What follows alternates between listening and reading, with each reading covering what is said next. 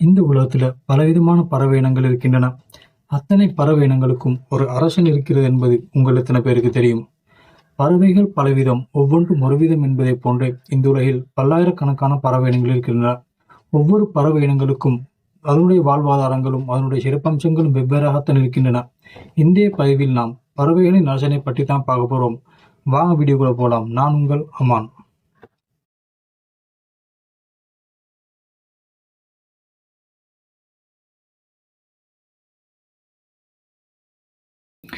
ஏனைய பறவைகளுக்கும் கழுகுக்கும் உள்ள வித்தியாசம் என்னவென்றால், ஏனைய பறவைகள் கூட்டமாகத்தான் பறக்கும், கூட்டமாகத்தான் இருக்கும். ஆனால் கழுகு அப்படியல்ல. இது எப்போவுமே தனிமை விரும்பக்கூடிய பறவை. ஏனைய பறவைகள் சாதாரண உயரத்தில் தான் பறக்கும்.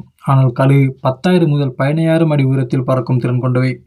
அதாவது இதனுடைய இறக்கையை அசைக்காமல் நீண்ட நேரம் வானத்தில் வட்டமிட்டபடியே பறக்கும் திறன் கொண்டவை.